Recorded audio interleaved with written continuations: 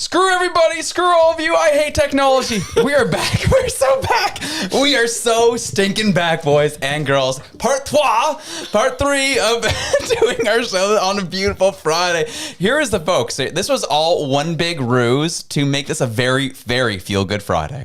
Quite frankly, it's always fun to see the whole mime thing happening, and you kind of wish that's what happened in Question Period from time to time when Mark Carney talks, or Melanie Jolie, for example, is talking. That's what's going on. So as I said, we are missing, when we go from a remote setup back to our studio setup, sometimes we forget some chords. Sometimes we forget some settings that were on the computer that were mapped to the remote setup, and that's what we're seeing, what's happening. And do you know why? Do you know why we do this? It was all one big plan to make you feel better, to make you rise on up, make life a little more interesting. But I also love that we completely and utterly sacrificed our retention on top of that. But it's all good. We're going to get into so much. We got Carney's plan that he's put forward that we're going to be discussing, and that's created a lot of nonsense online, the EVs and things of that nature.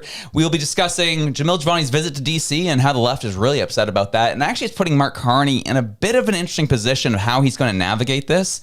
And right now, the Liberals in general are facing some very, very problematic circumstances for them, because the Conservatives are now doing things they weren't anticipating them to do, now putting them in a tough spot. So we're going to be talking about this and so much more. And I know. A lot of you, before all the nonsense of the audio happened, you guys were asking, well, we're supposed to go to half-hour start today. Well, you can see why we do need that extra half hour, obviously. And then some, apparently. But the reason why was because I had, apparently, my dog had a vet appointment this morning, and that's why I had to bump the thing to a half hour early. Then about 45 minutes before I went live, I got a call saying, we're canceling. And I was like, okay, I guess we're going back to the regular time, back to our scheduled programming on this beautiful Friday. But, you probably saw in the first couple takes, but we'll do it anyways, because you didn't hear my voice say this. It's a beautiful day. It's a beautiful time, because for the first time, the year of our Lord, 2026, we have Reg Manzer back in the studio with us. Grateful to have you back, man. How you doing? I'm doing good. I'm doing better than our soundboard and and all that. Really loved kind of jumping on with you guys in the live chat, Sarah, as a moderator. I have a brand new baby, so things have been a little busy around the Manzer house, and kind of juggling the 2-kid kind of lifestyle now, which has been interesting. I will say that if you're a parent of one out there and you're thinking about a second, like the actual delivery, way better. Like the whole in the hospital experience, much better second time around. Definitely way better. Bringing them home, way more challenging.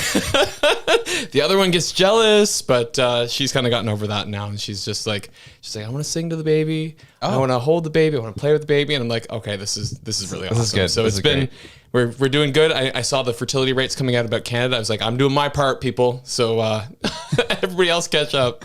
We love to see it, man. Well, fantastic. Congratulations to you, and obviously the chat is giving you lots of love. And before we start, make sure you like, share, subscribe. Helps us to grow. Helps us get to new audiences, especially after that harsh start. We need the new audiences back and show that we are a different variation and option to what the mainstream media has to offer. And now let's get into our first story. Shall we, folks? Our screens work on the split screen. Praise God. Things are still working. Things are going well. But Global News reports Carney scraps EV mandate, vows $2.3 billion in consumer rebates in new auto plan. Nothing like a new plan, nothing like a new option than what essentially giving people money to buy products. It's fantastic. Prime Minister Mark Carney on Thursday announced a new program to give rebates to Canadians who buy electric and plug-in hybrid vehicles as part of a 5-point plan to transform the Canadian auto sector into essentially vanishment. No, sorry, that's not what it said. Carney says he'll also repeal the electric vehicle mandate and put in place new emission standards. Speaking in the Greater Toronto Area, Carney said the program, which he called the Electric Vehicle Affordability Program, will include $2.3 billion in funding for these purchases. Carney said Canadians who purchase or lease a battery electric or fuel cell electric vehicle will receive up to $5,000 and up to $2,500 for plug-in hybrids priced up to $50,000. To support the Canadian auto industry, this $50,000 cap will not apply to Canadian-made EVs and plug-in hybrids, Carney said, and these incentives will only apply to vehicles produced in countries with whom Canada has a free trade agreement, saying, no China here, I swear. No China here. It's all right. China doesn't need this because they're coming in at $30,000. Yeah. Yeah, it's wild because when you look at it, like it's the same thing that the Americans were saying. They're like, how are we supposed to compete with that? You have a government that's actively subsidizing that auto industry because it's communist China. And then they're going, we don't want this here in America. We've already been pulling our vehicle manufacturing out of Canada, let alone we don't want to just create a new route in through China. Like, it's wild. Yeah. So watching this, I'm looking at this going, okay, so this is Mark Carney basically saying, here, China, like, here's the Canadian auto industry on a silver platter. And it was interesting to watch Doug Ford completely flip-flop on this, because he came out so strong and he's like, this is ridiculous. We're going to have, surveillance vehicles, and like, why are we buying these from China? And this is a nail in the coffin of the Canadian auto industry. And then, a week later, we're having pizza together. Like, why? It's a wild time. And I look at this and I'm just like, yeah, this to me, like, one, we've got inflationary spending. Two, we're basically opening ourselves up to China. Three, we're creating a unfavorable new irritant for the United States. Like, none of this to me this is not a feel good Friday kind of topic. Well, actually, let's break it down. You made a couple interesting assumptions there, which people would consider assumptions. How does this put the nail in the coffin in regards to China? Because people would defend the fact that, well, this is actually, we're not doing any trade with China. This is only going to be going towards vehicles that are purchased, say, in the U.S. How does that give more leverage to China? Sorry, go back. I'm also on baby brain. So you're saying that So with this new agreement or a new plan, Carney says we'll give up to $5,000 for a new electric vehicle, but it only applies to vehicles that are made in countries that we have a free trade agreement with, excluding China. What I'm saying is, I guess I'm looking at this going, how close are we to actually having a free trade agreement with China? If we just keep like pissing off the United States, and then the United States put 100% tariffs on us, and then we go, oh, well, we can't, work with them. So we're going to keep working with China. We're going to keep getting closer. Like, to me, like, the step that we took with China already, that's not the end of this. Like, that's just a tip of the toe in the water of free trade with China. I know that we had with China wasn't a free trade agreement. And I think that's where a lot of people get confused, but I think it's all along the path. So that's where I'm looking at this going, I don't think that one agreement was the end of it. I think that they are so in bed, and the fact that Carney has been borrowing money from Beijing, like, I think that it's all so tightly woven in, and you can go look at Moose on the Loose's breakdown of that, because he's got that, like, I don't know if you ever watched it. It's Always Sunny in Philadelphia, but like Charlie, and he's got like all the pictures on the wall, and like, that's what I see when I see Moose on the Loose's Moose chart. But I just, like I said, I just see this as kind of like, we're going to put this in place now while we don't have a free trade agreement with China, and then we're just going to keep whittling away on that until eventually something comes up, because we had to do it because the Americans are so unpredictable and so hard to work with. That's what I see, is that step. So here's the thing. I don't think that'll actually happen. Only because we'll get decimated before we get a free trade agreement with China. I think that's the reality. Trump has already threatened that. And so I don't see this. I don't see us getting to that point. I see Carney pushing us to that point, but I see this more of another play for them to try and manufacture demand for an industry that is currently dying, claiming that we're doing this for Canadian auto industry. However, we're struggling to get Canadian-made EVs here. Our auto industry is struggling at best. What's this going towards? Oh, it's going to other countries. We're funding other countries' industries essentially with this. So we can get into the CCP angle of this for sure, and there is a part to play. But I think this also has a huge part to play of like, we're continuing to hollow out our industry here at home, period. And that's what I don't like about this. And also, it's more inflationary spending. Oh, exactly. Right? Exactly. So, I mean. Well, that's actually, I'll play Raquel Doncho's the first minute and a half of her statement on this. I think that's very fascinating. Today with 4 main points. First, today's Liberal electric vehicle announcement is yet another blow for the Canadian auto workers. For an auto worker, for example, in Brampton, laid off after Stellantis Jeep Compass moved to Illinois recently, learning that up to $2.3 billion of Canadian taxpayer dollars will now subsidize the American auto industry is very cold comfort for those workers and their families. The Canadian auto manufacturing, our auto manufacturing sector, makes more than 1 million vehicles annually, yet very few meet the requirements announced today, less than 5%, in fact, if you include, for example, Windsor's Stellantis plant producing the plug-in Pacifica minivan and EV Dodge Charger. Again, less than 5% of Canadian-made vehicles will benefit from this announcement, despite it being 2.3 billion Canadian taxpayer dollars. So as a result, American and other foreign-made EVs and plug-in hybrids will capture the benefits of this new subsidy. Despite the Liberals signing on, and I'll remind you of this, up to $52 billion to subsidize and create an EV supply chain in Canada, the vast majority of these vehicles produced again and sold domestically remain gas-powered in Canada. And so that's kind of the point is, again, this is, again, another recycled policy from the Trudeau era.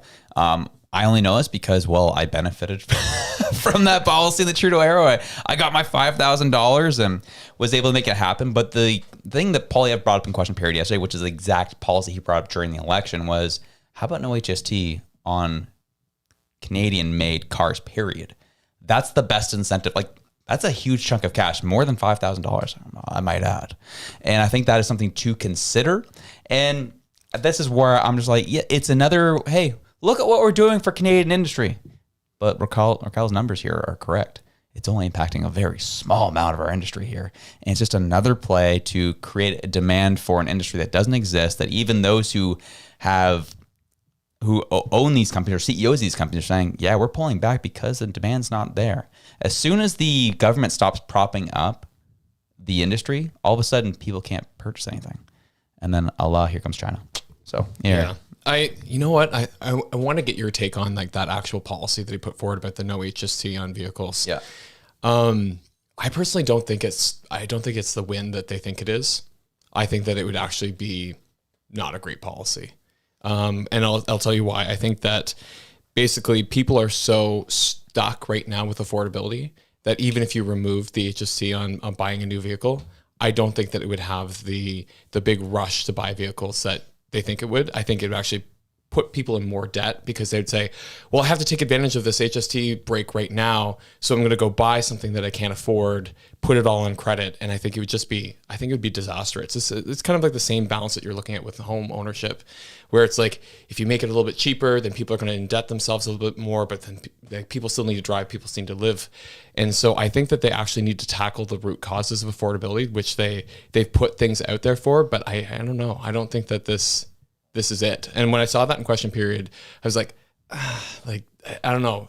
It wasn't for me. I was just wondering what your thoughts were on that. I think it comes down to, I think at times, especially even shows like ours, we become prisoner to, is we look at policies in a vacuum.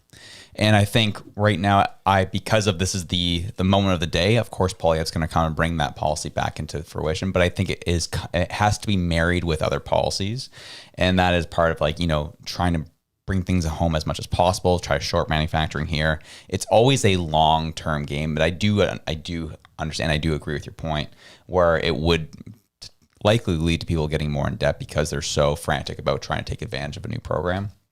But like in terms of, we're talking about in vacuums, like this goes back to, this is actually a conservative policy stance, is instead of injecting more money into the system, let's just take the tax off of what's in the system and try to bring down the inflationary spending, which again brings down issues in the economy in general. So I think that's something to consider. Yeah, for sure. And I totally agree with the idea of removing a tax versus creating an incentive. But I think that the problem is that it's going to be inflationary as well, because you're removing that income source that you otherwise would have had. And so they're going to have to try and make up that budget somewhere else. And the only way they would, like you said, nothing exists in a vacuum. The only way you'd be able to do that successfully would be to cut somewhere else in order to make up that shortfall. And I just think that there's better things that they can cut, which we've said multiple times. Cut the income tax. Right. Yeah. Cut income tax. Put more money in people's pockets. It's like what happened here in Nova Scotia. The PC party here just released information saying that they were going to put, I forget how many millions of dollars into programs for beef farmers in Nova Scotia. And that's going to be delivered through a couple organizations like Perennia, who work with the agricultural sector. And one of the things that I looked at that and I commented on it and I said, this is lovely, but the big but here is that you would actually help farmers more if you actually increase the amount of money they could keep by reducing the income tax that they pay. And what would happen is that they wouldn't have to have such tight margins. So they would actually increase the amount that they take home. Then everybody else who is buying beef could actually afford the beef and buy from them. Right. And I think that the other part of it too is that they could create less restrictions on farmer to table sales, so that you don't have to weasel your way through like 50 different channels, including Loblaws and some of the large grocery chains. So kind of like bringing that hierarchy and squishing it a bit. And like that can be done through legislation. That can be done through, like I said, by reducing income tax. So that's where like I totally agree with you on the heart of what Polyev is saying about like, if you pay less taxes, people will do better. Right. That's a good point. And so I think as we kind of move forward, I think this is kind of an interesting day because obviously the typical setup of our live show here is we're kind of hitting these stories and trying to break them down as best as possible. But now having a secondary voice, it's bringing another type of conversation, which is always fascinating.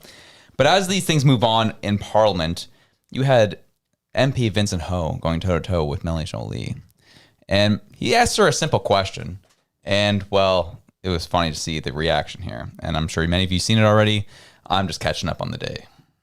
Last question. Would you personally drive a Chinese-made EV? Yes or no? You wouldn't? I said, would you? But my question is, you I'm wouldn't? the one asking the questions here. You're the one answering. Well, I'm asking a question You're to the you, government. too. I'm asking you. You're here to answer our questions. The point of the committee is that the committee members ask you questions. I'm willing to Are you drive serious? a very great... You're asking me? I'm great- asking One you. person at a Canadian time. people are asking Please, you. MP Ho, your I'm time is willing- up. MP Ho, your time is up. I'll just finish, Chair. I'm willing to drive a great Canadian-made vehicle, and that will be my focus. So would you ever drive a Chinese EV? What? Would you? Sorry, I'm the one asking the questions here, man. Would you? And that whole back and forth is hilarious. But there's a dynamic here that really kind of hit me. The arrogance of Joly coming back at him was fascinating here.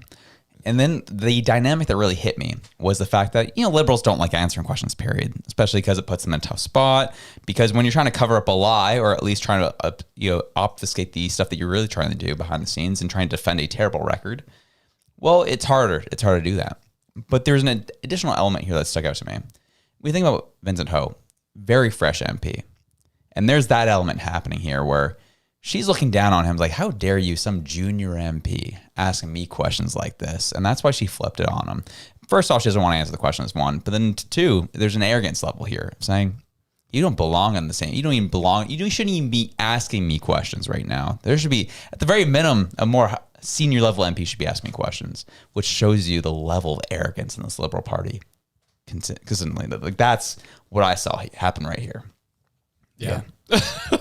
It's just kind of laughable, right? It's like, oh, the politicians are politicianing. Yeah. Like that's all I look at that. And it is exactly what you said. It's the Liberals just don't want to answer a question. They will consistently walk around it. And I love how he has to try and explain to her. He's like, no. In committee, we are here to ask you questions and you are to answer. What's annoying is that they still never got an answer. No. But I mean, that's the way they do it. And then they accuse the Conservative Party of filibustering, right? Yeah, so it's exactly. Like, you do it on a micro level every day. Yeah. You create the issues. I love, there was one question here. BCK3354 back says, that was a difficult question for her to answer. I'm like, yeah, it is pretty tough. It's a tough one. Yes, no answers are tough. Tough ones for Liberals to answer. We move on to this Globe and Mail article, which is fascinating. I'm still waiting to hear Mark Carney's statement saying you shouldn't believe everything you see in the Globe and Mail. It says Ottawa must decide whether the downsides of allowing Chinese EVs into the country are worth it. In the lead up to last month's meetings in Beijing, government officials reassured Canada's auto companies that electric vehicles were not on the table. Not true. Prime Minister Mark Carney announced that he had agreed to drop the tariff on Chinese electric vehicles from 100% to 6.1%, allowing 49,000 autos to be imported per year, rising to 70,000 over 5 years, which would be more than half the number of EVs sold in Canada in 2025. And Mr. Carney gave Beijing an even bigger prize, a commitment to allow EV manufacturing in Canada, giving them the foothold in North America they've been seeking.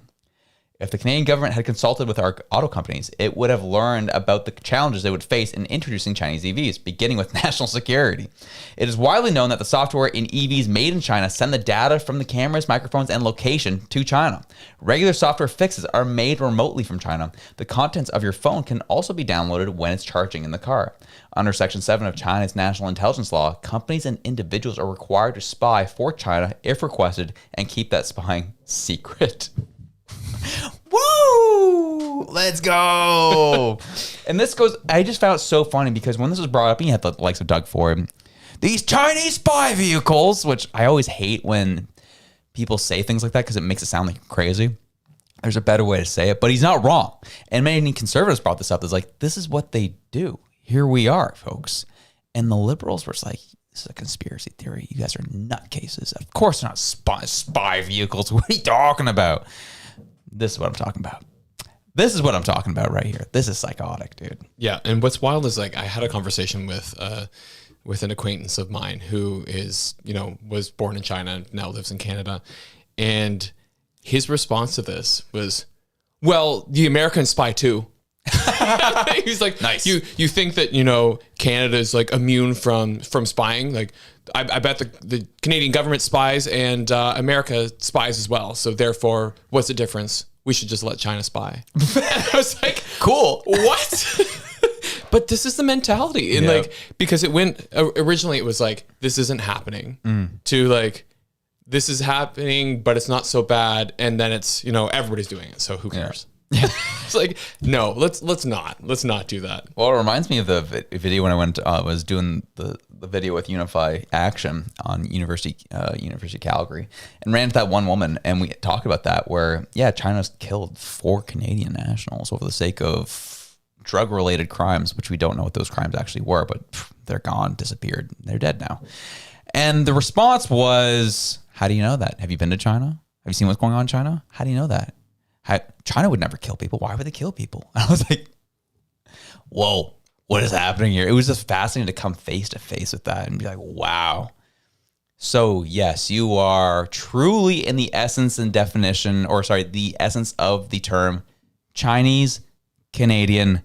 China definitely comes first in that. I was like, whoa, this is crazy to watch and witness. But this is kind of how this all goes. And I love that Globe and Mail did an article on this because it is so very important for people to realize what they were agreeing to and why it's bad that they're cheering this on. And I remember it was wild to get so viciously attacked. This is, I guess, the problem. Shout out Jasmine Lane for reposting my video at UFC with Unify Action. However, it brought in a lot of hate, and it brought a lot of liberals, Canadian liberals, who thought I was lying about everything I said in that video. And I said, wow, maybe read a book. That might be helpful. Gee, it's wild. So can you go up to the date of this article? This was yesterday. Yesterday? Okay. Yeah.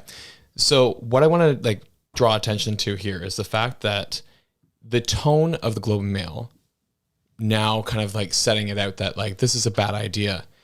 It's funny that this comes after Carney says to the media scrum, "I think you're all to blame." When they talk about Jamil Jivani. Yeah. Every time Carney attacks the media gets a little more honest. Isn't that interesting? That's a good point. I didn't even catch it with this one. That was funny when that happened. Yeah. Yeah. And for anyone wondering what Reg is referring to here as well, Carney was answering questions about Jamil Jivani going down to DC, and he answered his question in a very flippant manner. He's like, well, he's not the shadow trade minister. He's also not part of the government. He's also not the prime minister. So we move on. And then they asked him, as he's leaving, they asked him another question. And he turns around and says, well, I think you guys are the blame for him going down to DC. That's what Reg is referring to here. And that's a very good point that comes shortly after. Right? Always the Globe and Mail too. Always the Globe and Mail. Yeah. Because they are the most sensitive to whenever Carney says anything about them. Because it's obvious that there's some kind of rift happening in the background there. Because it's always the Globe and Mail. Yeah. But it's just interesting, right? Mm-hmm. And so the other thing that I think about this too is that if he keeps attacking media, will that then affect how we actually see things come out over time, and will that affect their ability to call a snap election? Because he'll lose favor, because if he turns on the media, they'll turn on him. You're ruining the agreement we had here, sir. You're ruining the agreement we had. All right, let's do some. We're doing a bit of pause here. Let's do hit the super chats here. David Orward 9168 says, "Happy to support your work with a $7 super chat." Thank you, man. Appreciate it. You're the best. Ronnie McDio dropped $10 to tell us we had no sound. That's a real one right there. You're my hero, dude. Thank you. CP Holidays says no sound, dropping $2.79. Rav Buffalo dropping $1.99 saying, "Hi, Josh and Reg. No volume, can't hear." Whoa, dude, you guys, I think we there's probably a culmination of about $20 of people telling us there's no sound. You guys are real ones. Appreciate it. Jason Daniels, Y4C, dropping $20. Says, "Riddle me this. How can liberals support Ukraine against Russia, but then support increased trade with China? Do people not realize China supports Russia's war effort? The cognitive dissonance is astounding." You're correct. You're 100% correct. And this comes down to the fact that people just don't know geopolitics. They don't know what's going on outside their own borders. We make fun of Americans all the time. Like, you guys are so stupid. You don't know what's going on outside the U.S. Well, what I've learned through the past few years is Canadians are just as bad for that too. Ignorant. This is uninformed. Yeah, I guess that's the word to use. So when I look at it too, like I think about the fact that people are talking about the war in Ukraine and Russia and stuff like that, and how is the European Union going to fight against that, and blah blah blah. The other thing that I've been not hearing is like how much oil is Germany buying from Russia right now? Yep. Talk about it. And why are they buying Russian oil? Oh, maybe because they thought that they would go on this whole like green tirade and shut down their ability to produce their own energy. And now they're going, oh crap, we need to buy Russian oil so that our people don't starve to death. So they're in fact funding the war that they claim that they don't support. Right. And it was interesting because listening to the German chancellor basically say that I think we made a mistake in shutting down our nuclear facilities. And when I listen to that, like my brain goes, what does Canada and Nova Scotia in particular have a lot of? We have a lot of uranium, and you already have Saskatchewan that's already exporting a ton of uranium. And I think the second largest producer is Ontario. It's like, we have like a lot of resources here and they have a very defined problem. Let's get that to market. Yeah. And it's like, that's what the conservatives keep talking about. And, but you know, liberals for whatever reason are like, no, the only way forward is through windmills and solar panels. I'm like, we don't produce those. Interesting. All part of Carney's portfolio and what he wants to be pushing forward. Fascinating. Jason Daniels, Y4C, also follows up with, imagine Canada in a conflict with China. Suddenly across the country, all the EV batteries cook off via backdoor internet access. Yep. 100%. It could happen. Tammy Moore, 8114, says, research powers and history of Governor General. She can call the election. That's how Carney will avoid calling one. Recently, she visited Mexico, Denmark, Sweden. Why? She represents the monarchy. So I'm not quite sure what's being said there, but what happens with an election being called is that the Prime Minister will visit the Governor General, and then we'll have a conversation where the Prime Minister will say, you need to dissolve Parliament, please. The Governor General will walk in, dissolve Parliament. Nobody's under the illusion that the Governor General is going to take responsibility for that. Everybody's going to know that it's the federal government because that's how it's been for all of time. And I don't think that people really understand, like the point here that you are correct on is I don't think that Canadians really understand the role of the Governor General because they're mostly just symbolic. Honestly, we pay a lot of money for a Governor General. And I've said this multiple times. I think the Governor General role just needs to go in a modern democracy, honestly. Because you're right that they do represent the monarchy. And I think that in a functioning society, we don't need a monarchy to rule over us. We've kind of already installed one already. So I want to kind of shift gears to what's going on with the EVs, China, and what the choice the Liberals are making here. It goes back to our conversation around trade. And the food professor dropped a video and it actually made a statement that it captivated me. It really caught my attention and really showed the difference between this is the Canadian mentality and our insecurity with the United States and our insecurity with our big brother. And he wrote this, and this I thought was fascinating. He said, Mexico will save COSMA for Canada, not the other way around. Mexico has out-negotiated, outwitted, and frankly outsmarted Canada at every turn. all without slipping into emotional reactions and even after Trump unilaterally renamed the Gulf of Mexico. And there's two things there. So, yeah, Trump renamed the Gulf of Mexico to the Gulf of America for the U.S. And then also, if you want to go back to 2015, 2016, saying, we're going to build a wall, Mexico's going to pay for it. If that was thrown onto Canada, how do you think we would have reacted? We would have lost our friggin' minds. We already lost our minds at the 51st state. And I think this is really what's holding us back as our mentality. Look at the stuff that Trump has thrown at Mexico, and they've said, okay. And they went forward and negotiated and actually, to a degree, have a better deal with the United States than we do right now. And I think that is because what's happening is they still have the same amount of tariffs in terms of steel and aluminum that we do, but their industry and specific partners are getting faster exemptions on specific products than Canada is right now. So they are actually getting their stuff to market and trading the U.S. at a higher rate than we are because of the way that the Mexican government's been navigating all this. And it's all because, Mexico didn't get in their feelings and start crying. So it's not fair. I think that's telling. Very telling about the Canadian mentality. Well, it's kind of like, I look at it like as a microcosm where I look at the fact that like Canada, US, like we have our noses very far up in the air when it comes to the US. And we think that we're so much better. And then when you break that down again, like it's like the liberals versus conservatives. Like the liberals have their noses so far up in the air that they're so morally superior. And it's, so we just kind of keep doing that. It's like, how is that serving us? Mm-hmm. On a country level, this divide that's being created, this fracture, this rupture. Yeah, maybe. Like it's tearing us apart. And then you look at how that's playing out on a world stage as well. Like I totally agree with Sylvain here, which is funny because he was actually my professor when I did my undergrad.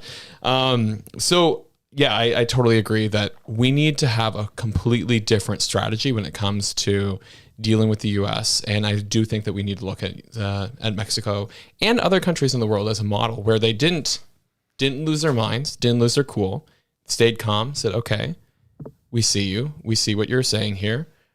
We'll find a way forward. And they have. Mm-hmm. And so what I think has happened, though, I think that the liberals have completely given up on the idea of some kind of a trade agreement.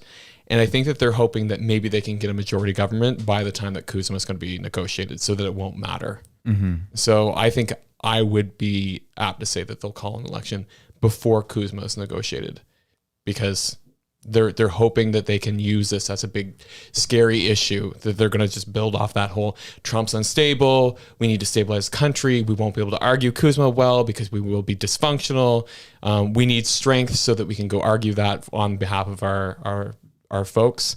And I think that's where you'll see that kind of all play out.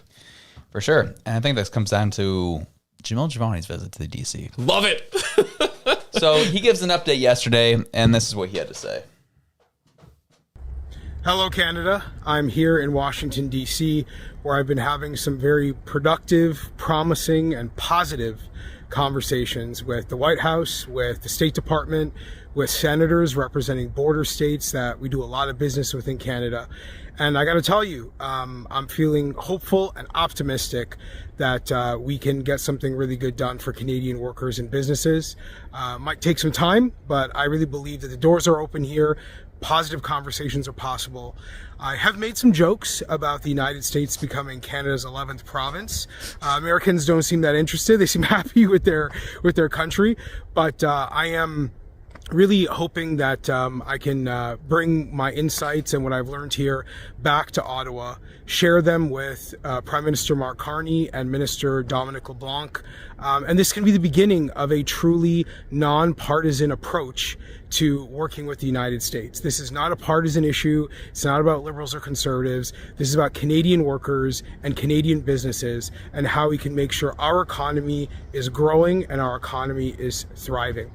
I will be heading home tomorrow back to Bowmanville, Oshawa North. But before then, I will be meeting with some business leaders that I'm really looking forward to hearing from, as they are job creators that employ thousands of Canadians. And I can't wait to get back home this weekend to see my wonderful niece and nephew. God bless you. God bless Canada. Oh, the drops the God bless Canada. I love that, standing in the U.S. Capitol. Gotta love it. So here's the thing: is I I'm gonna be very vocal about this. This was one of the best moves I've seen a conservative make in these times. And I think it really put the pressure on the Liberals. And I'm curious of the answers he got with when he sat down with JD Vance. What he's been hearing from different officials, like, all right, this is what happened in our meetings. And I'm curious, obviously he's not going to be public with any of that, but I'm sure it's going to be interesting information. Be like, okay, what's actually been happening with these talks? What has been happening from your perspective and your end? And what have you, at least from your perspective, got from Carney, his officials, Melanie Jolie, all of them, Dominic LeBlanc? How close were we to that deal way back when? What happened there from your perspective? And all of that, I'm sure, is all coming to fruition. And the Liberals hated this. Oh, yeah. They really hated this. When you have the left asking for CSIS to bring up charges against Jamil Jivani for treason. For what? For being an MP and going down to Washington, D.C. in a very tense trade dispute? Treason? Okay, got it. That's crazy. So it's like it's actually putting Carney on a back foot on this one. As much as people saying, one sec, give me the freaking full screen right now. I'm freaking lose my mind. The amount of text messages, and I'm sorry, and I honestly, to those who did text me, and you know who you are, I'm sorry. I was very blunt, and I was very to the point, and I may have come across as a jerk, but I was done. The amount of conversations and texts I got saying, I don't know, but the Liberals are going to be able to use this and they could twist this in the media that the Conservatives are just this, that, the other. I was like, yeah. And how did that go last April? Oh, they stayed home. They said they played defense. Liberals said elbows up and Conservatives said, oh yeah, me too. That's what happened last election. How did that go? Didn't go very well, did it? But now we actually have some balls right now happening. Jamil Jivani's like, hey, I have a relationship with the VP. Let's go have a conversation. I don't care how the media is going to spin it. He said it himself. I don't care how the media is going to spin it. I don't care how the Liberals are going to spin it. I know what they're going to say. However, I really think this could be a bipartisan approach that we use as Canada. We have all kinds of weapons we can use here to try and get things going here. Why don't we do that? And that's what he's doing here. And who cares what the Liberals do? The Liberals are going to do it anyways. So how about you go down, guns a-blazing, and go win a friggin' election and try to get our country back? That might be an idea. I'm sure the auto workers would really appreciate that, especially in his riding right now. So you go and tell me all the left-wing twists, this, that, the other. You go and tell me how worried you are about that as you go on the doorstep of some of these auto workers who have lost their job due to the inaction of this government. You tell me, and you give me that reason then, and tell me what that response is like. Get out of my face. Sorry, Reg. No, that was awesome. And I think we had the same feeling on that. We're like, finally. Like, the idea that you would have a star player and you wouldn't play him in the game. Why? Why would you not use that? And I put that because I've been kind of a troll on a lot of like the local forums that are posting political content. And I put it out there. I said, why wouldn't we use JD Vance? Who cares what party he is? He's an elected official of the Canadian government. Jamil Jivani, mean? Or sorry, yeah. Psych. Yeah. And they were just like, oh, well, he's not actually government. I was like, he is an elected official of the Canadian government. You people who are screaming about divides and about, we can't play partisan politics. The moment somebody from the Conservative Party says, you're right, let's go do this together, you're like, not you, not that way. Yeah. We want harmony, but not that way. Shut up. We're going to put the best guy that we have. If he has a relationship with JD Vance and can get us something, 100% send him down there. The other issue that I have with all of this, though, is that people being so afraid, like you said, about how the media is going to spin it. Mm-hmm. And we already know that the media doesn't like conservative voices. Like, look what happened at the Conservative Convention when Pierre Poilievre was speaking. You had Rosemary Barton and David Cochrane both with their backs turned to the speech because they do not like conservatives and they will 100% spin it however they want to. So let them do it. Like, quote Mel Robbins, let them. Yeah. You know what I mean? Go ahead, do it. Yeah. But what I think that I've seen and what was actually brought up by Dave Coletto with, I'm trying to remember the anchor for CPAC. Oh, yeah. But I think it's Derek or something. Maybe, I don't know. Not important. My maritime was showing. Yeah. But basically, they had the conversation about Pierre Poilievre, and they're like, what does he do here? Carney's got so much support, and like, we saw the tone in his speech change to be more hopeful. And is that his winning strategy? And, should he be concerned about what people are saying? And I'm like, we need to stop focusing on so much of what other people think about us and focus more on what are we actually doing? What are we going to put out there? What are we going to make it so irresistible that people have to vote for you, that they have to give you the credit? And Jamil going down there and saying, I'm going to take leadership. I'm going to do this because obviously you guys are not getting any results. We've waited long enough. We're taking charge. Like, people will respect that and people will see that and they'll say, thank you for somebody doing something at least. Yeah. Yeah, exactly. And it was funny because Vash Capello was asked Miss Melanie Jolie about this very issue. And this was her 1 minute response to the Jamil making this move. And this is the most liberal response you could ever imagine. The Conservative MP who headed to the United States, he said that he was going to meet, and I don't have confirmation, this is just through his social media channels, that he was going to meet with GM. And I just wondered if he had asked for a briefing or if you had offered one. No, I think it's because I actually called him on it, saying that as MP in charge of Oshawa constituents that are working at GM, that are losing their job, why is he just embracing the Trump administration that is putting tariffs on them and having them, lose their job? And why is he basically not denouncing the U.S. auto tariffs? And that's just a question that across Oshawa people are asking. He says he can be of help to the government by going there. Do you think that's possible? I'm not in his heart nor in his mind. I'm just looking at what he says and what are the facts.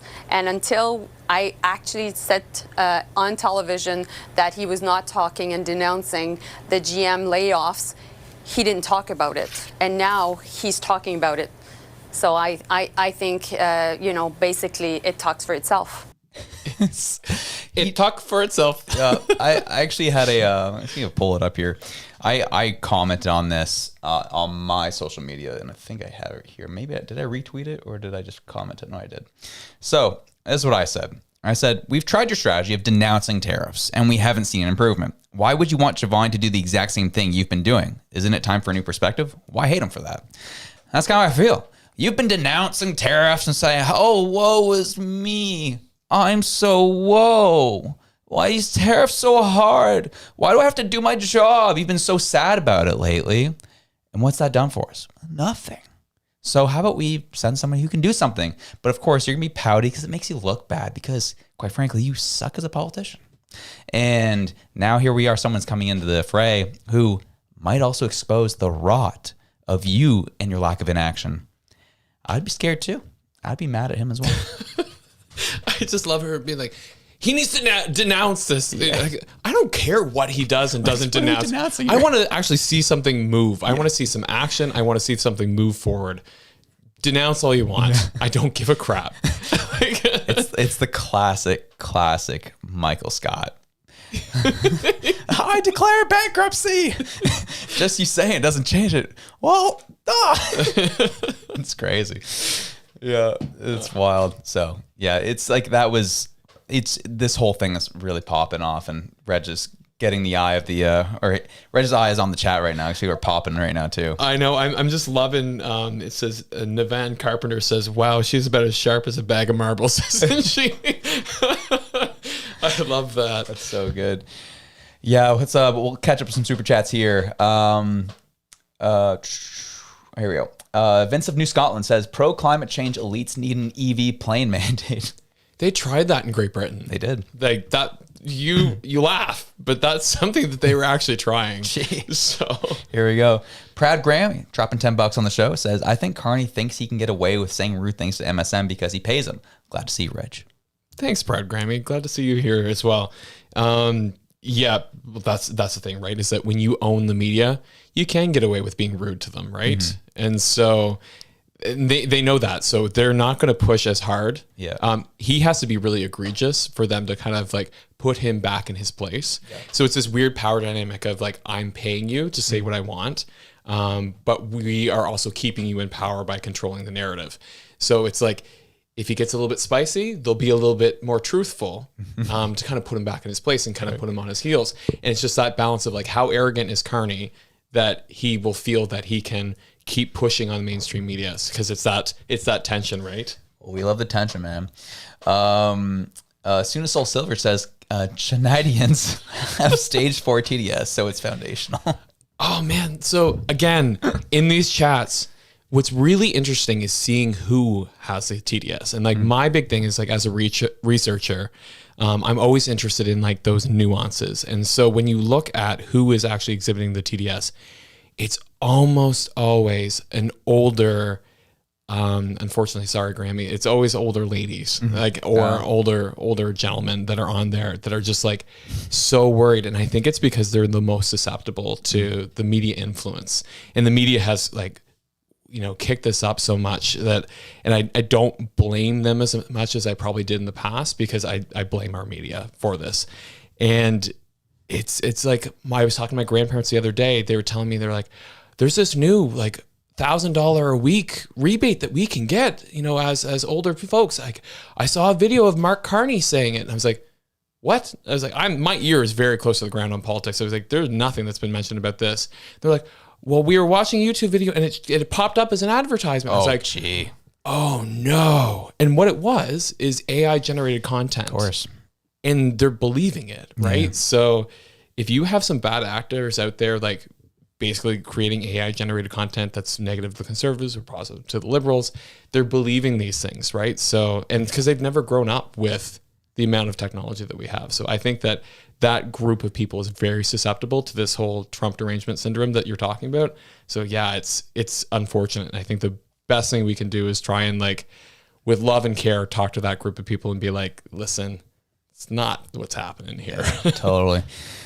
Jessica coming in says, I have a good feeling that both Harper and Poilievre were both a part of giving advice for Jamil to go down to DC.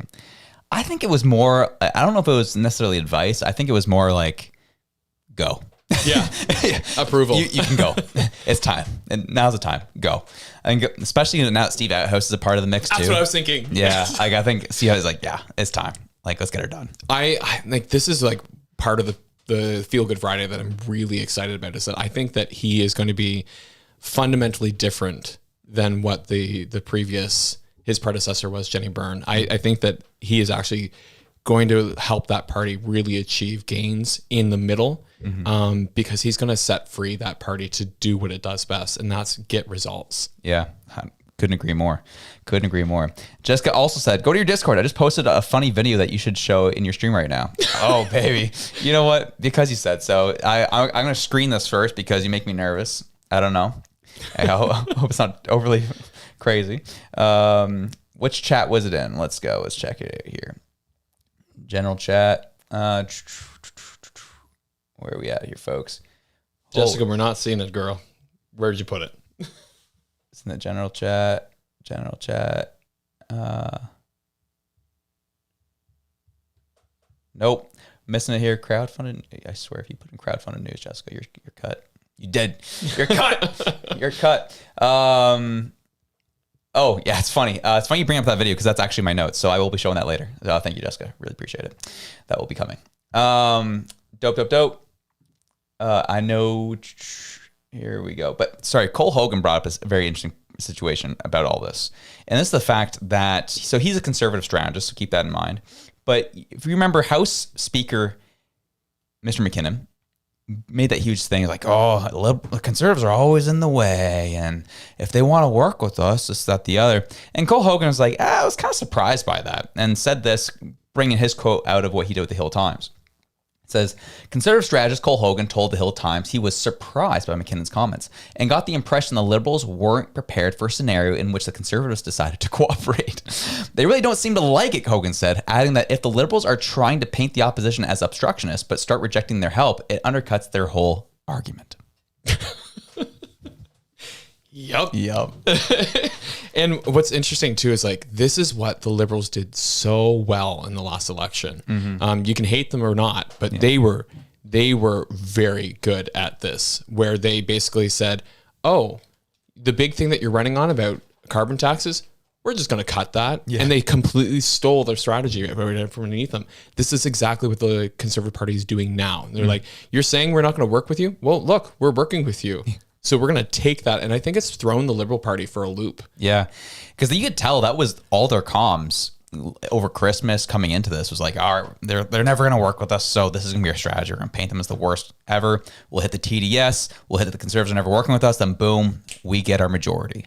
And now it's like, whoa, the Jamil Jivani really threw them off. They never thought that would happen. Because they're like, oh, we're just paint you as an evil person. You guys will never do it. Oh, here we are, baby.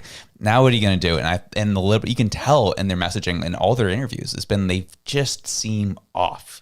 They're not the same sharp liberals they've typically been. And I mean sharp at a very loose term. Is like they don't really give answers typically, and they don't really have any smart rhetoric to come back with. But what I mean is they're always sharp in their comms. They're very singular focused, and they don't divert from their communications. Now they kind of are, and that's really throwing me for a loop and throwing them for a loop too. Yeah. Did you see the interview between Melissa Lantsman and David Cochrane? Oh, about the GST break, or not GST break, the GST credit increase, and that they're looking to do. And basically, Melissa Lantsman came on and said the same thing, was that she's like, Conservatives are willing to work with people and willing to work with this government. And David Cochrane was like, well, this is hypocritical because, basically you say that this is inflationary spending, but yet you're going to support it. Why? You guys are just being hypocrites now. And that's how he was trying to paint them. And she was like, we're trying to cooperate with the government because, it is inflationary spending, but people are struggling so bad that they need something. She's like, we're not going to stand there and let people starve. She's like, so we're going to work with this government. She's like, even though we don't agree with how this is being rolled out, she's like, we need to give the people something. And he was just kind of like, just kept trying to like go back to that idea of like, well, this is hypocritical. This is, you're saying one thing and doing the other. And I'm like, I'm watching that floundering happen with the Liberal Party on all of these issues around like Jamil going down, on them supporting the GST credit increase, on them kind of working together on different pieces of legislation, including like the bail.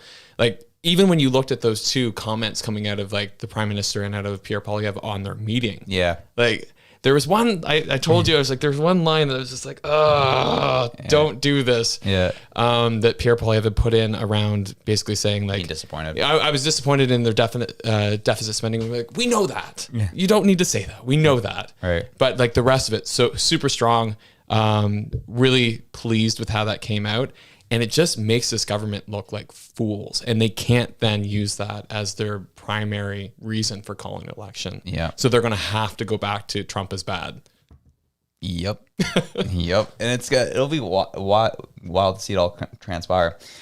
So here we go. So here's one of our resident American viewers, always dropping big cash on the show. $50 from Mark Glomblanco, 9813 says, two choices, East or West superpower. The rise of the East come.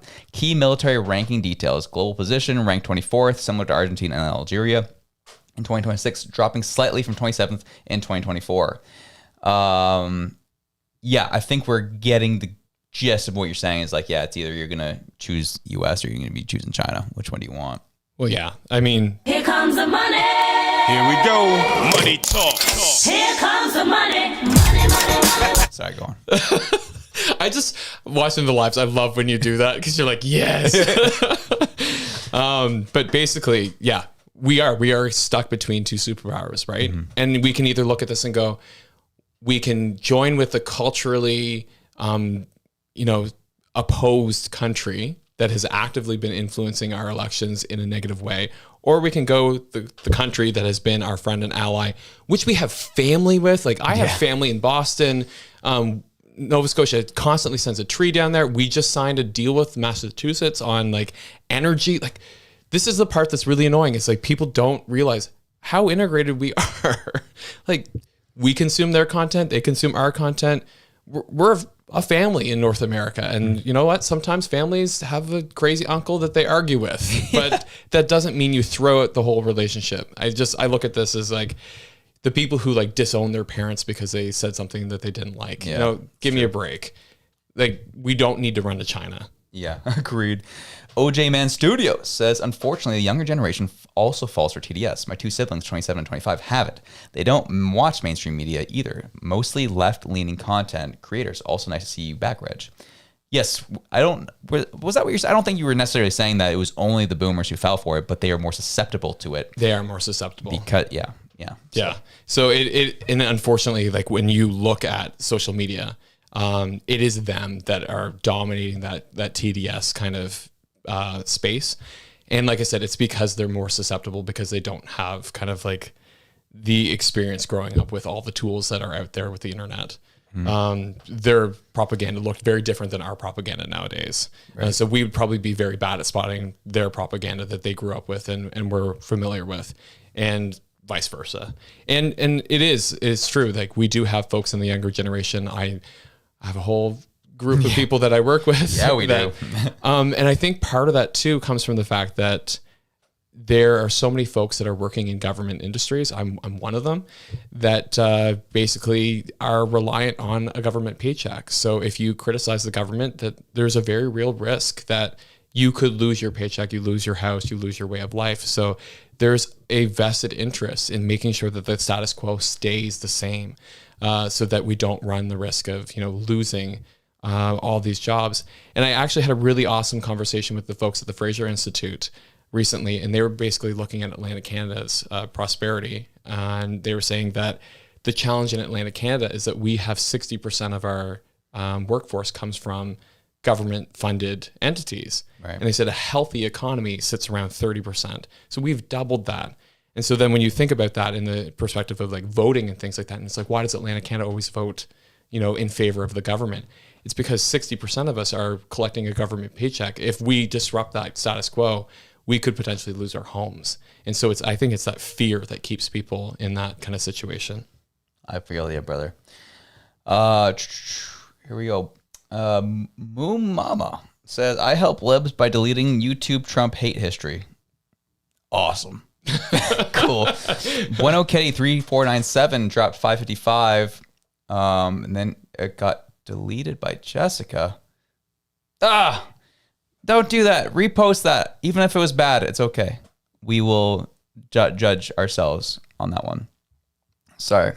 That Mark Glamblanco 9813 says Carney's phone didn't ring. In a rare diplomatic display on February 4th, 2026, Chinese President Xi Jinping held back-to-back high-stakes calls with Russian President Vladimir Putin and U.S. President Donald Trump. I have to check into that. I didn't know that. Yeah, I didn't know that either. I'll have to double check on that one. Jessica dropping $2.79 on the show. Thank you so much, Jessica. Much appreciated. Mark La Blanco dropping another $10 on the show. Holy jumping, buddy. Great breakdown, gentlemen. Great show. Thank you, Mark. Appreciate it. Appreciate you. You the man. All right. We still have a couple more stories to cover before we end off our show today. And it's the fact that the left is now saying, wow, Stephen Harper mimicked his speech off of Mark Carney. Wow. They do it again, eh? Everything Harper does is copying Carney, but maybe Carney's copying Harper. Catch this. So they only take a slice of it, and this is what they're saying he's copying. With a pretty clear warning, saying that on the U.S. president's threats that Canada must urgently pivot away from the United States. The question for Canada is not how we feel about what the U.S. is doing. It is how will we adapt. Now, friends, I know there are many in Canada, many particularly in the business community, who believe that things will go back to the way they were in due course, with secure and predictable access to the U.S. market and a United States that upholds a global order. I do not believe that is a safe assumption. To be clear, these realities mean that we must reduce our dependence on the U.S. in order to protect our sovereignty and our economy. So just like Mark Carney, right? Okay, but we seem to forgot about this piece.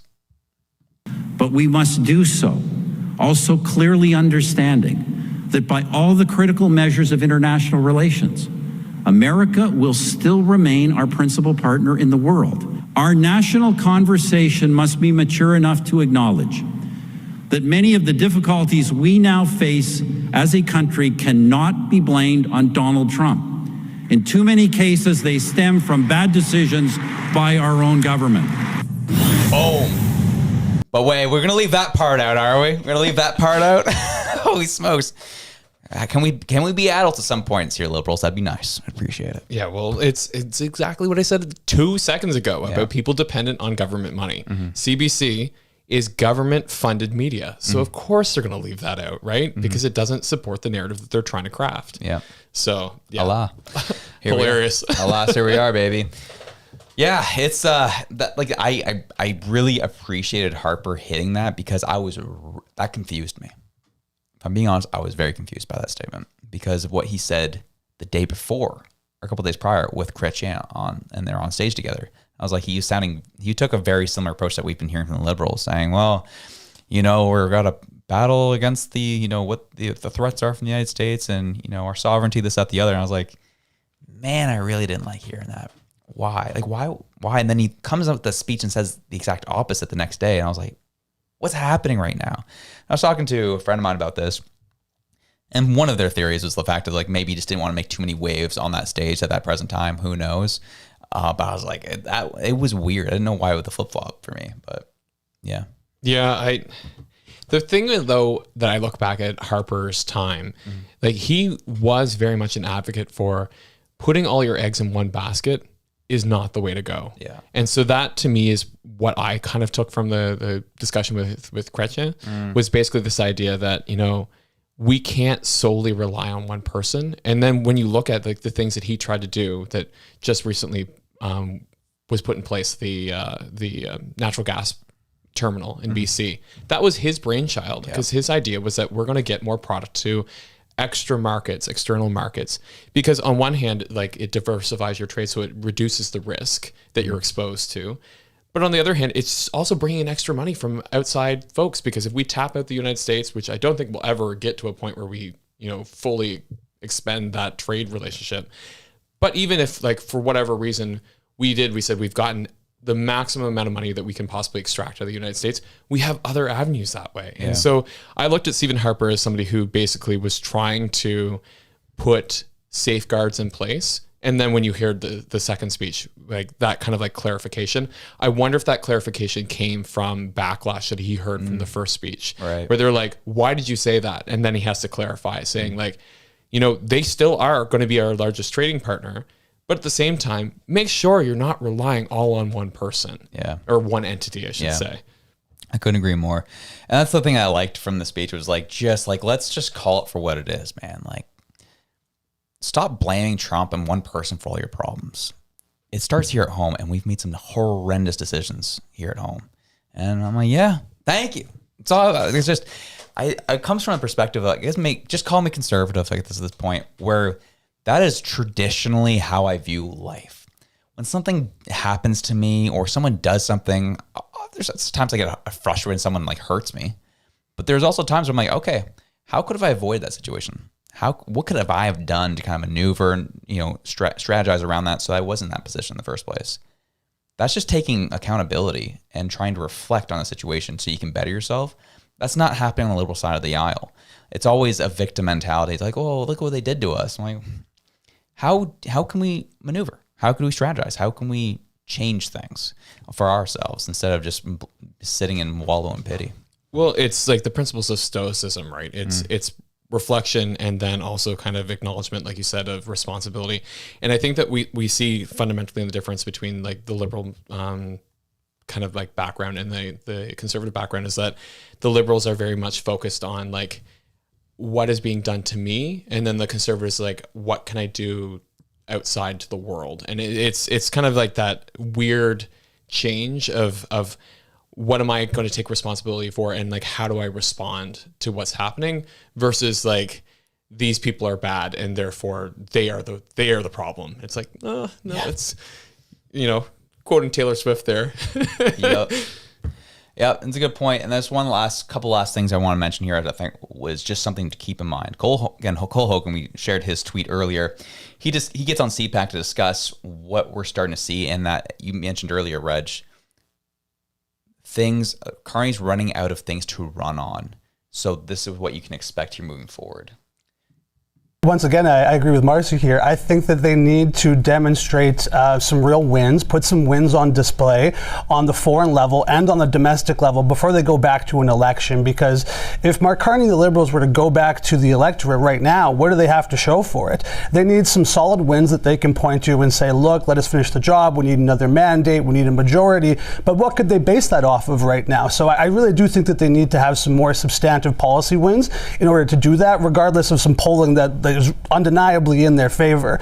So with that in mind too, we're just going to have to see how they can navigate this, because Carney hasn't had a big win with Trump yet, not anything that's notable. The Davos speech, of course, was great, but there also hasn't been any domestic wins. So if they really want to contend in the next election, they're going to have to put some numbers on the board first. That's exactly it, is they haven't done anything. And right now, they can't just trust what's happening with Trump to save them.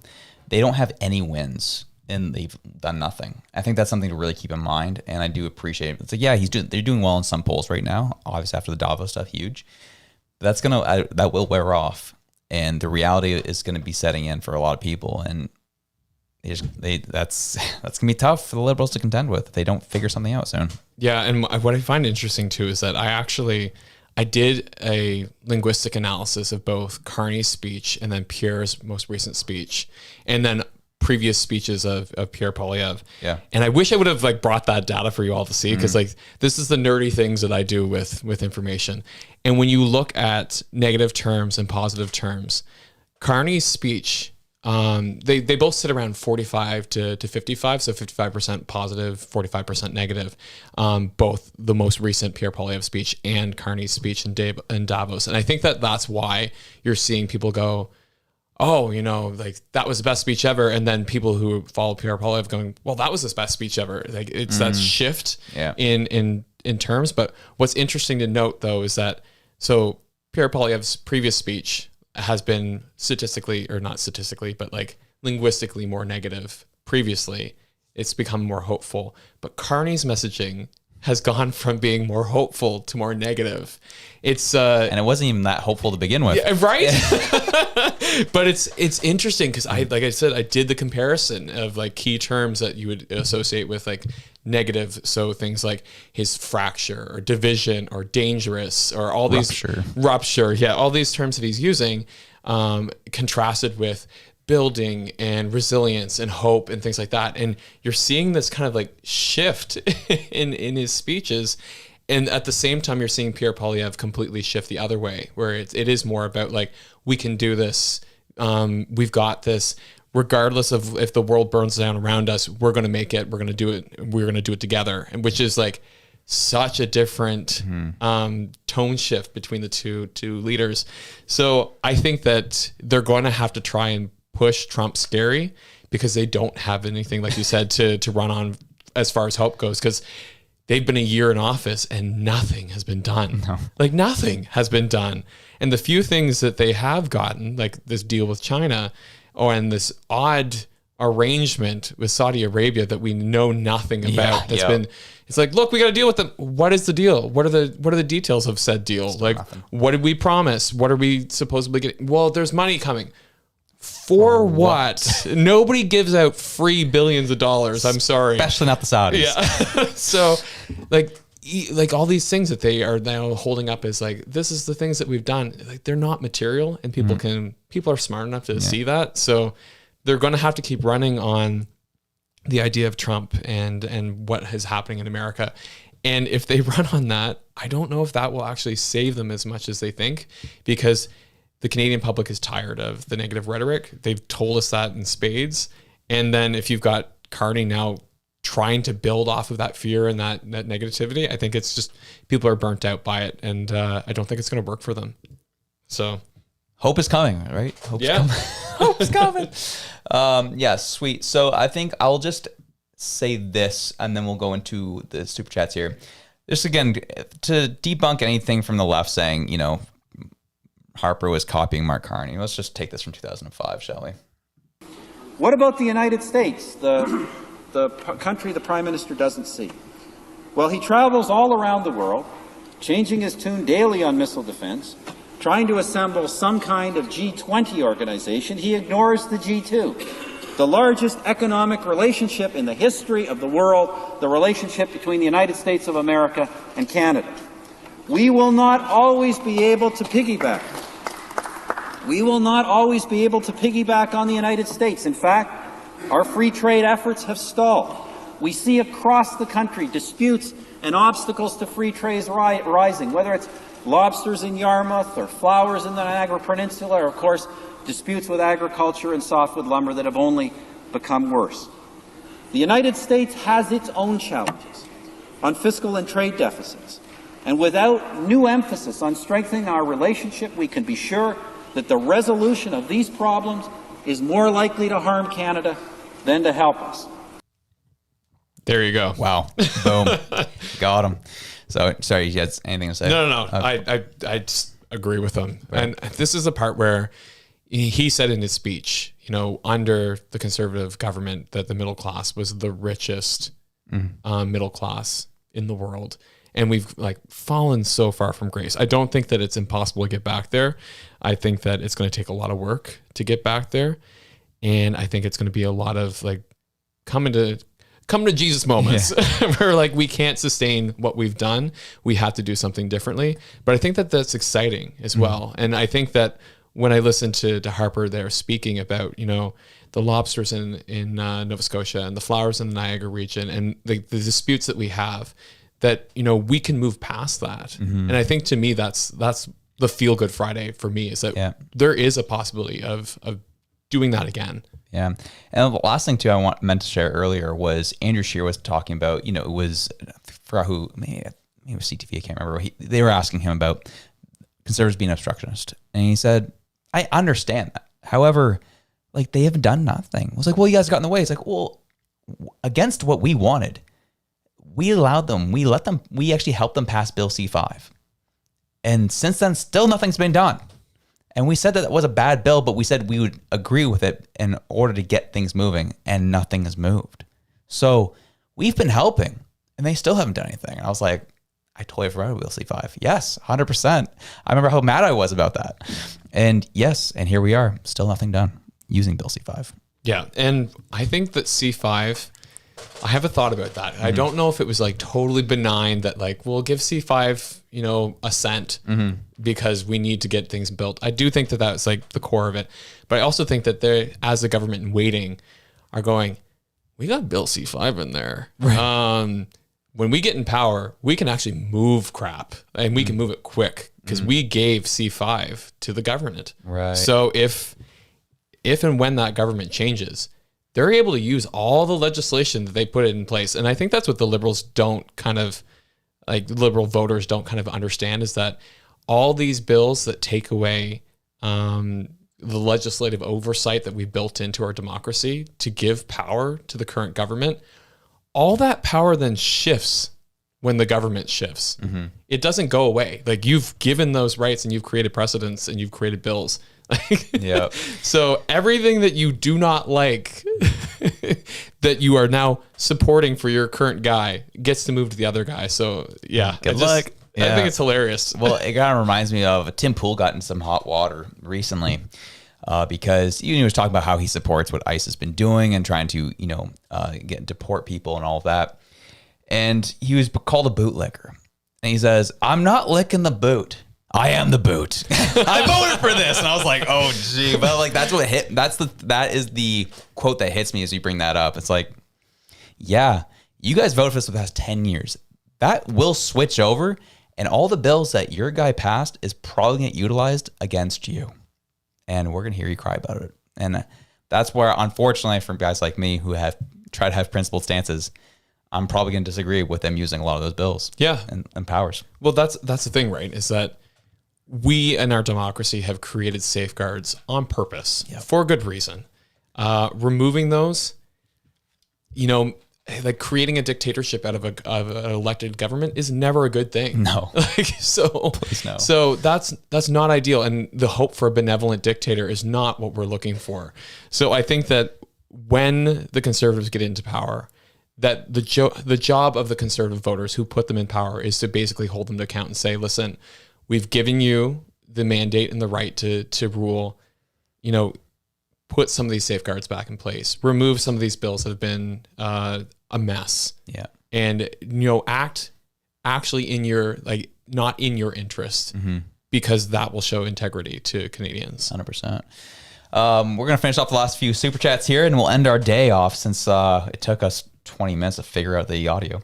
All right. Just Me Nicole 4842 says that she has sent 5 Elevate Podcast gift memberships. God bless Nicole. I love that she's still on here.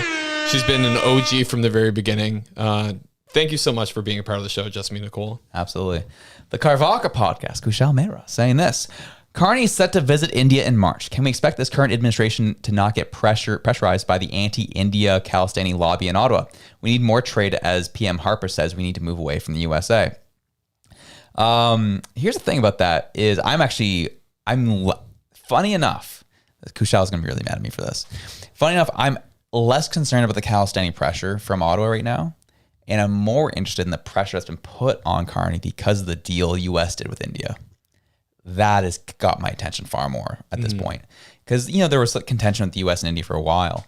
And I really, even for me, from a Canadian standpoint, I saw the deal with India essentially being the ace in the back pocket of Mark Carney from at least a global win perspective. And I was like, oh yeah, okay, he still got that. And I think he could probably get something good. And then when Trump came in and took that, I was like, oh, dang. Oh, dang, the ace in the pocket might be gone. Yeah. March is far more interesting to me right now. And I think actually Carney might end up being pressured more to deal with the Khalistani issue because of what Trump did. So, agreed. Yeah. That was, you basically took my Sorry. viewpoint. Sorry. Totally agree with that because exactly, I was like, here's how Carney can show that he's got something. And Trump comes in, nope. It's like, ooh. Yikes. Yeah, so love you, Kushal. Thank you for dropping that for us. Proud Granny, dropping $10, says, I don't take offense to being a boomer these days. I know I'm on the right side, and hubby and I always try to teach our liberal friends and family our age. Stubborn and hard to get through. Yeah, that comes with age, though, too. Yeah, well, and yeah, I understand because, like I said, I have boomer family, and a lot of them are liberal, a lot of them are conservative, and it's interesting kind of seeing why people are the way that they are. And like I said before, you just got to have those conversations. When conversation stops, like we're cooked, we're toast. We need to keep the conversation going. We need to be better than the left. We need to be more respectful than they are, because oftentimes they'll try and throw things out there like ad hominem attacks. They'll try and attack your character. They'll try and tell you that you're immoral and that you're terrible and that you hate people. You're an ist. You're an ism. The list goes on, and you just have to be like, no, I know who I am. You can call me a racist. You can call me a bigot. You can call me a whatever you want to call me. I know that's not true in my heart of hearts. So, take your sand and pound it, please. He said it. Holy jumping. People are coming in hot now. Vince of New Scotland says, Hillary Clinton coming to Montreal Liberal Convention in April should be a good laugh. I feel so bad about this. That's not actually happening. PMO has officially said that is not taking place. And that was, quote unquote, fake news. We'll see how fake that news actually was in terms of, that information got out in weird ways from my understanding. And I don't know. I don't know if it was necessarily all fake news, but. Yeah, we had was it yesterday we talked about this? So, yeah. Here's theories. Yeah. These are not anything substantial. They're not proven. Here's what we were musing on. We were saying that I wonder if they thought that Hillary Clinton was going to be some star power to kind of get the liberal base excited, but they weren't sure. So they just let that one out there for a second so they could test the waters. Almost kind of like acting like a polling agency. Let's see what everybody does with that. It came back very negatively. And they're like, okay, nope, we're going to use this as a way to discredit conservative voices by saying, look, they just ran with this and this isn't true at all. And they kind of got the information they needed while also at the same time trying to discredit conservative sources. Mm-hmm. So I think that was them doing some feeling work. I don't think that was just made out of thin air. I think that somebody was like, let's test this. Let's see what happens. Again, theories, speculation about it. The whole thing was weird. but thank you for the comment. Carmageddon dropping $2 on the show. Thank you, Carmageddon. Appreciate it. Mark Glamblanco says the race to aid, I'm guessing that means AI and digital control is between the East and the West, represents a different way of life. Who by a slim margin currently holds the line in the sand today? Only lifestyle you've known. So from what I'm hearing, the U.S. actually holds the slight edge on the AI race right now because of NVIDIA and their new computer chips, and China cannot get their hands on it. That's the piece that is getting wild. But as well, there's obviously we're seeing the tension. Actually, no, we're seeing the hot conflict take place in the palace guard of China right now. So I'm curious of where that all ends up as well, and if that's going to force Xi Jinping to get more aggressive with Taiwan. Yeah, lots to consider. Well, we saw when they went and visited Beijing, it was like, members, please leave Taiwan. Yeah. You know what I mean?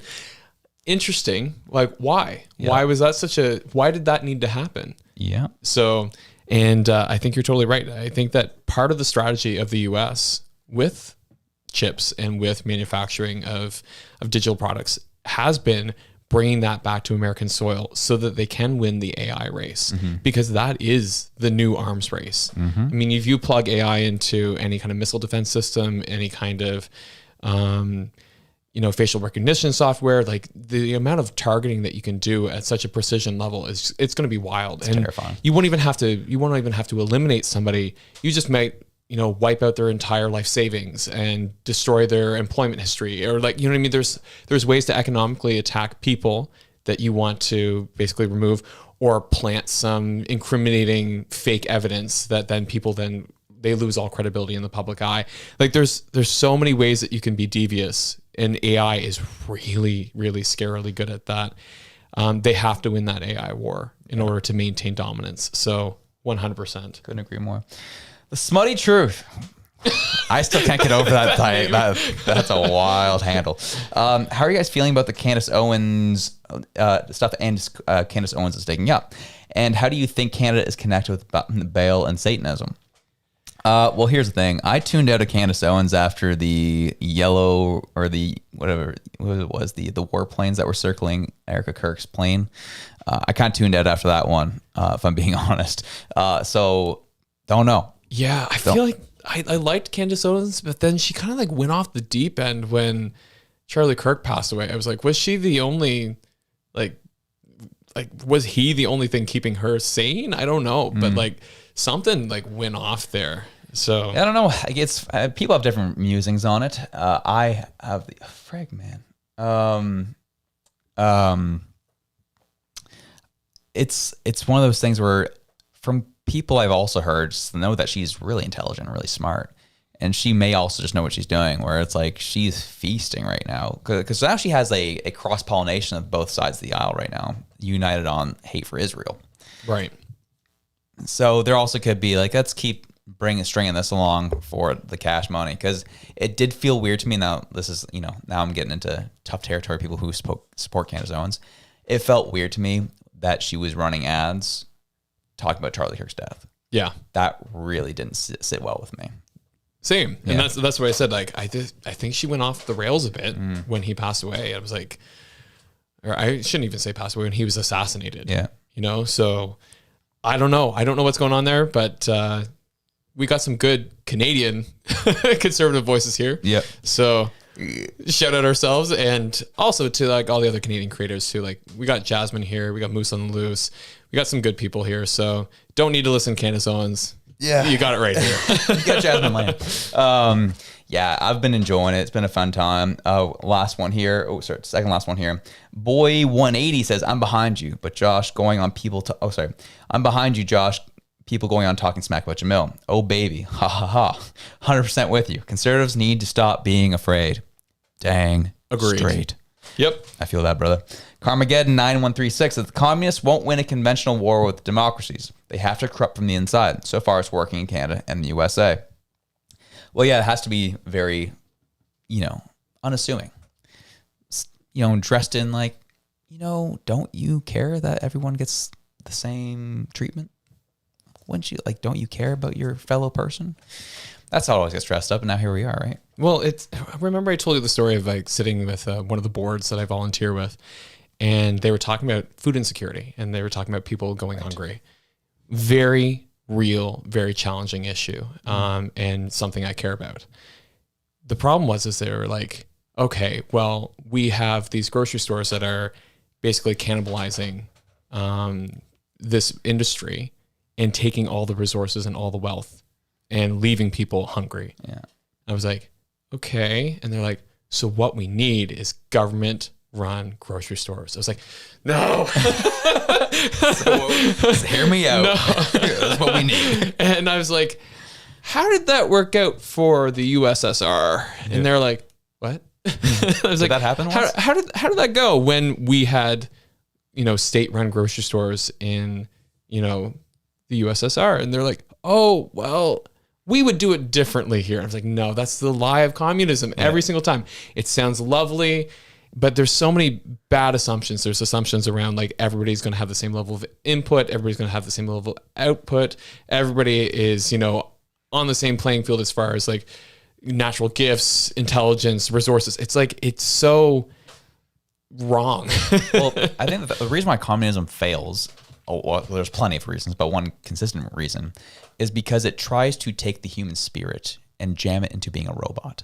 Yeah. People are not robots. So that is naturally where you can hold on to it for a time, but it always will fail because people are not robots. They are human. They have emotions. They have feelings, and that's how, and they want to express those feelings. And at the same time, they have needs like eating. So typically feeding your people under communism doesn't go very well either. So, yeah. And one of the other things that I've realized with this is that when you break down the elements of communism that people like, what they like is they like people helping each other and bringing their gifts to the table and not being forced to play in the way society has been, created. I'm like, well, actually what you're talking about is the elements of competition, capitalism that you actually really like. You like the idea of like independent individuals bringing their skills and what they have to offer and then trading that for another good or service without government taxation, without oversight, without all this other mess on top. That's what you're essentially saying. Mm-hmm. And so it's like, really, you want a free market society? It's like what you're asking for. Yeah. And then they're like, It's like you want people to be able to share and do things in autonomy. And I always keep coming back to the fact that like capitalism is about using your money how you want to, how you believe that is the best way to use it. Communism is about taking away control and saying, thou shalt do how we say. Right. And capitalism is about saying you have the control and you can do with what you will with your own capital. And so when you put it out like that, then people are kind of like, shoot, got him. Last couple here. ADDF Toxic says, I've been really enjoying the show. Thanks, man. Good. Appreciate it. And last but not least, the Smutty Truth clarifying the previous post. More wondering how our liberals are being run by Satanists. And with Carney and Trudeau on the list, it all makes sense with liberals' movements. Yeah, honestly, it's interesting. It's interesting topic to explore. Don't really know. I actually haven't had a chance to look at the list yet. Okay. I'll be honest. I haven't looked at the list yet. So I've been looking at it a little bit. Yeah. Mostly because I have some friends who are like, Trump has mentioned this many times and this person has been mentioned this many times. I was like, yeah, but look at The Guardian, who's a very left-leaning news source. I was like, and they're saying that a lot of these Trump, allegations and around Epstein, they all got added right around the same time, and that was around election time. I was like, do you think that it's interesting that all these things would be added around that time? And I don't know when the stuff about Trudeau or Carney were added. We know that all those elites have connections either way. So I don't know how much stock I put into that because it is a body of evidence that's been collected from everyone. I just don't put much faith in it, honestly. Because like I said, a lot of these new leads that they have been added at very opportune times. And it was funny to watch The Guardian, a very left-leaning article or news company out of the UK, right, basically saying, we can't believe everything that we're seeing about Trump being in the Epstein files because they all got added at this certain date. And then people's minds exploded because they're like, no! True.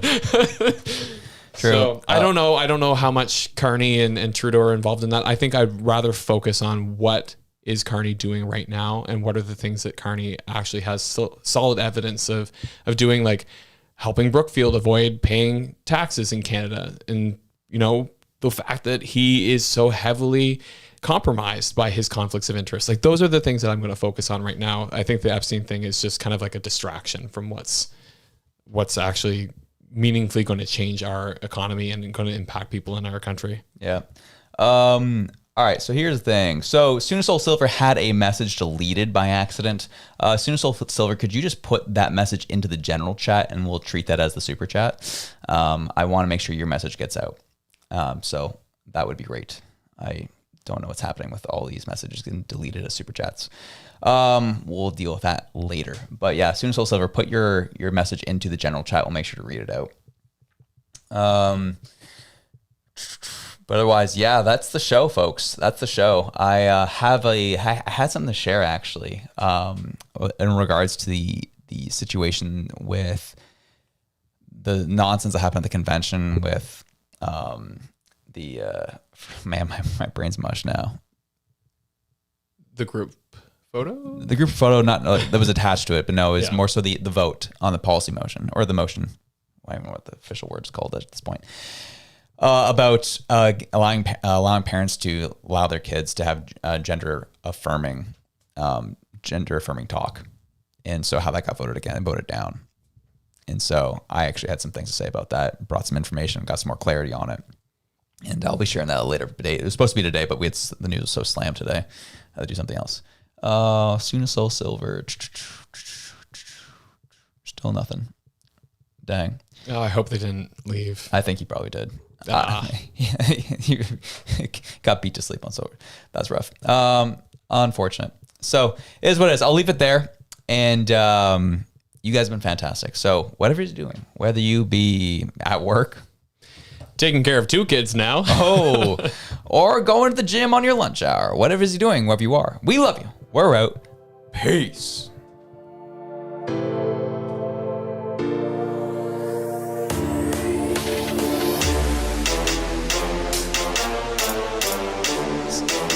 Psych! Soul Silver's right here. We're back. He says, I cannot see Alberta can have any hope for Canada. As long as Eastern voters benefits from equalization pay and holding all the power in Parliament, nothing will change, even if Pierre is PM. That comes back down to, I guess, the electoral reformation. Yeah. Electoral reform. Yeah.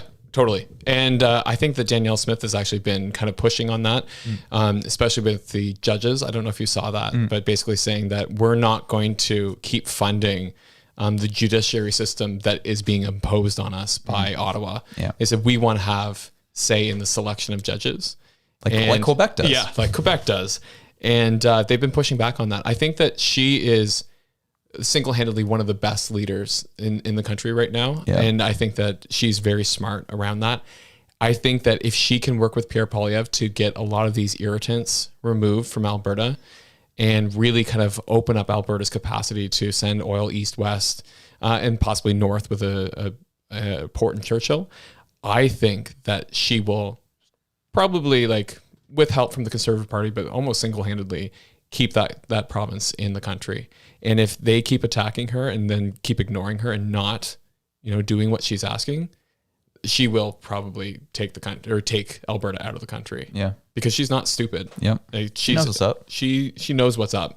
So yeah, I understand what you're saying, Soul Silver, and I do think that Danielle and Pierre would probably work on that on the equalization ratios, because they are unfair to Alberta right now. 100%. And I think that we grow with pain. So I think that some discomfort in some of the other provinces who traditionally continue to get equalization would be a little bit good.